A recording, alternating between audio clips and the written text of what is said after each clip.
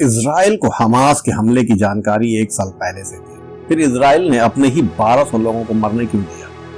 क्या यह सिर्फ चूक थी या एक साजिश? हमास, जिसने 2006 में चुनाव जीतकर फिलिस्तीन में अपनी सरकार बनाई थी, पूर्ण बहुमत की सरकार, अचानक कब और कैसे आतंकवादी बन गया? क्या आतंकवाद की कोई तयशुदा परिभाषा है या जो दुश्मन है वही आतंकवादी है? दुनिया के हर देश ने आतंकवाद को अपने चश्मे से देखा है।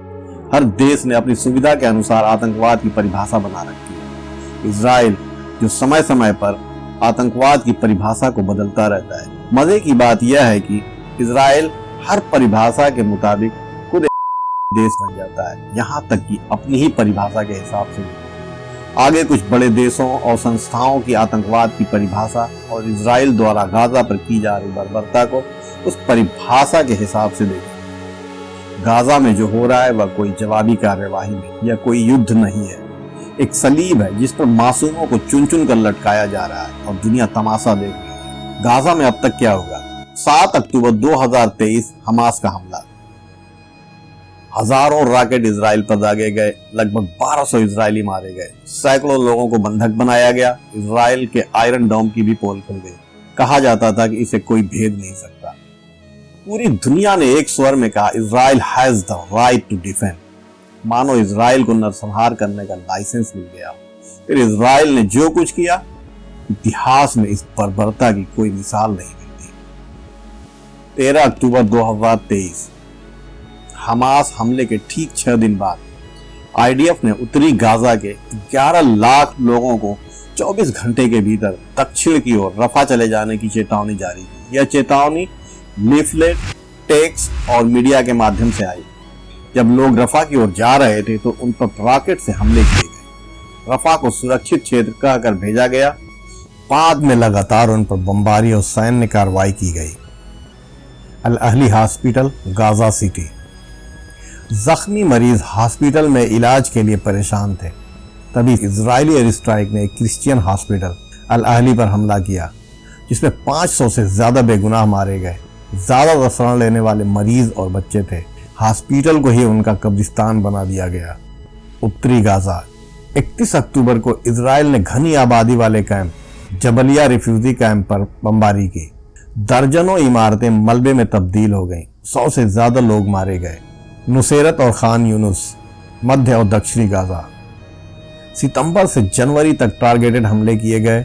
स्कूल, हॉस्पिटल, मस्जिदें, चर्च, कुछ भी नहीं छोड़ा गया।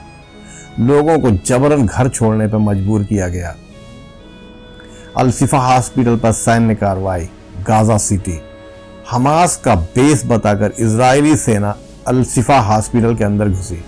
बिजली और इंटरनेट काट दी गई। मरीजों को परेशान किया गया।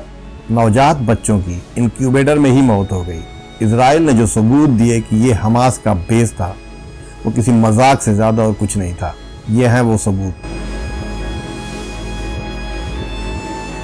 रफा पर आखिरी हमला। रफा बॉर्डर मिस्र के पास। मई के महीने में जब आसमान आग बरसा रहा होता है और लोगों के पास सर छिपाने के लिए कोई जगह नहीं थी। 2024 मई के महीने में तंबुओं को जलाया गया। यूएन के अनुसार 150 से ज्यादा लोग सिर्फ एक रात में मारे गए। ये जगह आखिरी सेफ जोन माना जाती थी। भूख, ब्लैकआउट और मेडिकल ब्लॉकेड। अब तक इजराइल ने सिर्फ घरों पर ही हमला नहीं किया है, जगह जगह सड़कों को खोद दिया है। बिजली और इंटरनेट बंद कर दिए गए हैं। पानी की सप्लाई काट दी गई है। दवा, खाना और पानी रोक दिए गए हैं। रोज बच्चे भूखे मर रहे हैं, जबकि हजारों ट्रक दवा, खाना, टेंट लेकर बाहर बॉर्डर पे इंतजार कर रहे हैं कि इन्हें कैसे पहुंचाया जाए। इजराइल दवा, पानी और खाने को हथियार की तरह इस्तेमाल कर रही है। इजराइल ने अनप्रेसिडेंटेड तौर पर पत्रकारों को रिपोर्टिंग करने से रोक रखा है। गाजा या इजराइल, कहीं से भी आप रिपोर्टिंग नहीं कर सकते। हाँ, अगर आप दलाल पत्रकार हैं और इजराइल के फेवर में रिपोर्टिंग करेंगे तो आपको ऊपर से पैसे भी मिल सकते हैं। गाजा में जो कुछ हो रहा है, क्या हम उसे जेनोसाइड कह सकते हैं? इसको जानने के लिए आइए देखते हैं इंटरनेशनल लॉ के अनुसार जेनोसाइड की परिभाषा क्या है।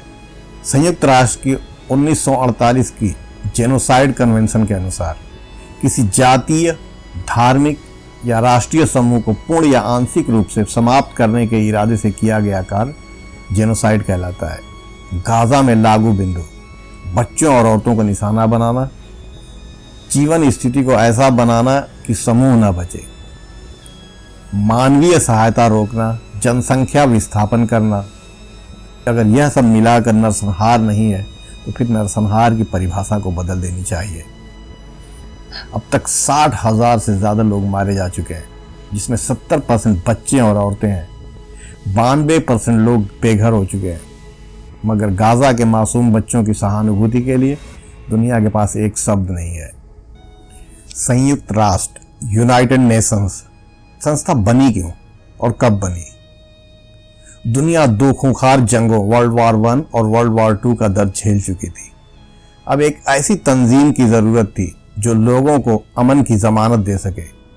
यही कहानी है संयुक्त राष्ट्र की। 24 अक्टूबर 1945 को संयुक्त राष्ट्र की स्थापना हुई।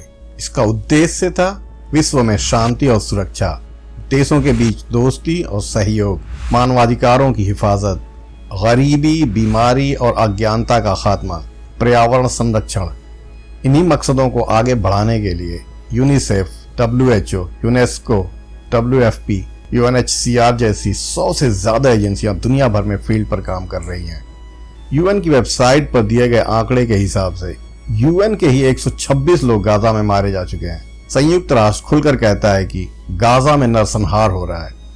दुनिया से अपील भी कर रहा है कि अब समय आ गया है कि दुनिया भर के देश गाजा में इजराइल के नरसंहार को रोकने के लिए ठोस कार्रवाई करें। संयुक्त राष्ट्र सुरक्षा परिषद में कुछ वीटो पावर शक्तियां हैं, जिनमें 5 देश मुख्य रूप से हैं: चीन, फ्रांस, रूस, यूके और अमेरिका।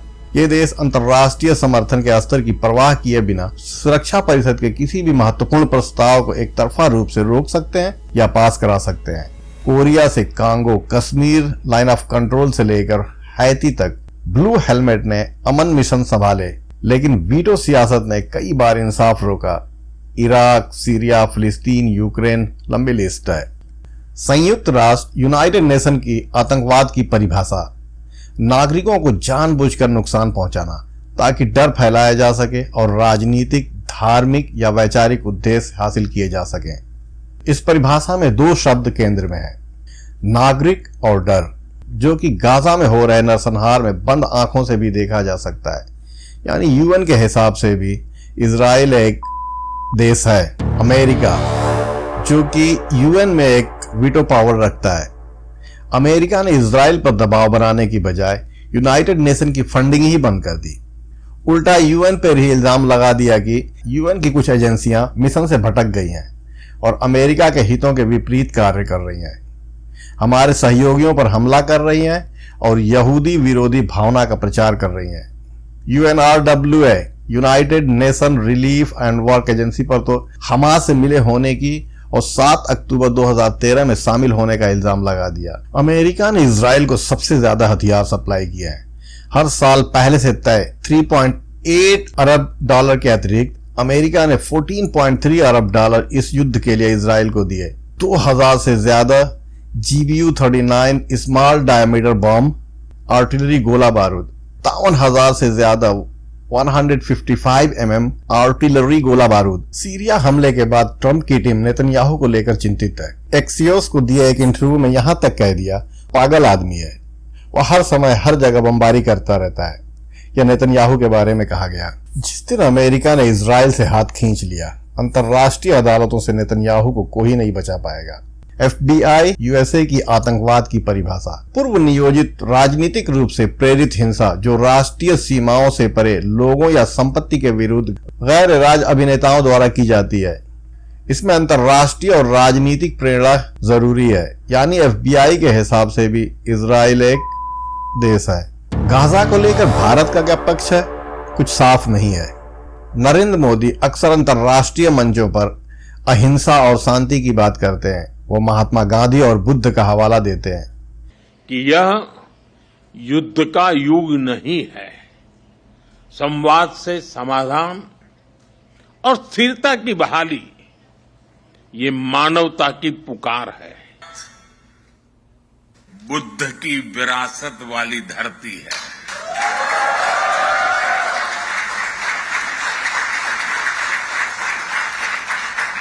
और जब बुद्ध की बात आती है तो जो युद्ध नहीं, शांति पर विश्वास करती है।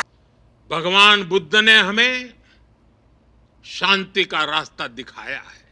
G20 समिट, यूएन और ब्रिक्स जैसे मंचों पर मोदी जी जंग का हल बातचीत से निकालने की वकालत करते हैं, मगर जब रूस यूक्रेन पर हमला करता है तो मोदी जी वहां सस्ता तेल खरीदने रसिया पहुंच जाते हैं। भारत इजराइल को हथियार और सैन्य उपकरण निर्यात कर रहा है।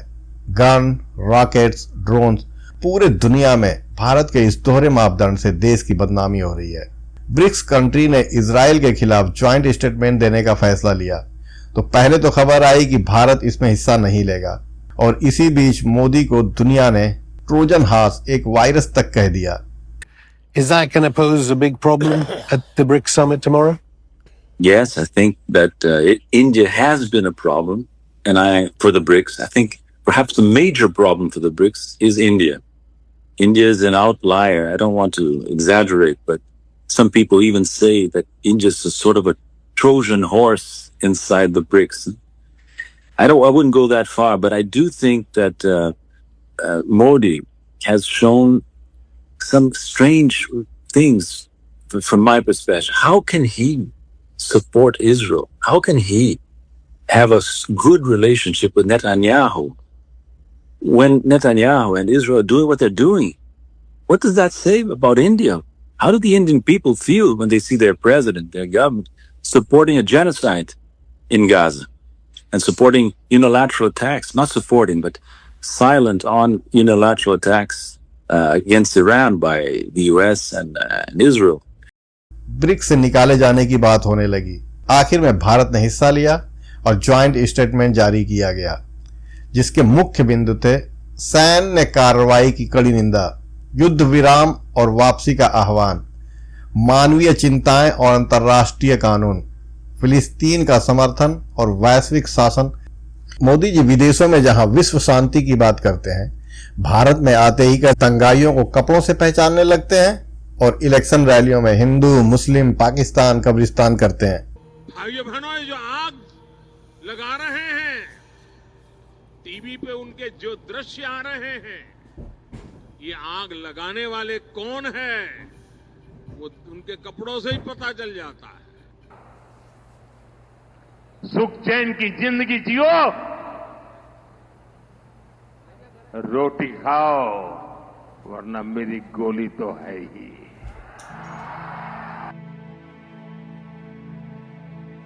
आज देश में इजराइल के जेनोसाइड के सपोर्ट में तो रैलियां निकाल सकते हैं, मगर गाजा के मासूम बच्चों का सपोर्ट किया तो केस हो जाएगा। हमास भारत में आतंकवाद की सूची में कभी नहीं था, न आज ही है। भक्तों को शायद नहीं पता कुछ और देशों और संस्थाओं की आतंकवाद की परिभाषा।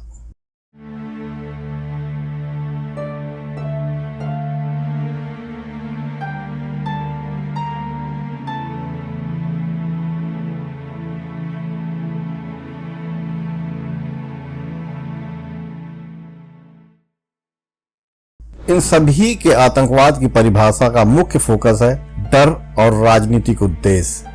तो क्या आपने गौर किया, हर परिभाषा में 3 कॉमन चीजें: नागरिकों के खिलाफ हिंसा, नागरिकों में डर फैलाना, राजनीतिक या वैचारिक उद्देश्य। आतंकवाद सिर्फ एक शब्द नहीं है, बल्कि एक पॉलिटिकल टूल बन चुका है जो हर देश अपनी सुविधा से परिभाषित करता है।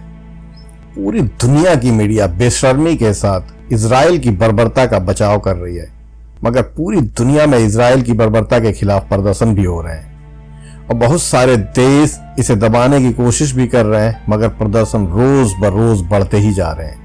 आवाज उठाते रहिए, इससे पहले कि सरकारें आवारा हो जाएं और आज जो गाजा का हाल है, कल को वही हमारा भी हाल ना हो जाए। धन्यवाद।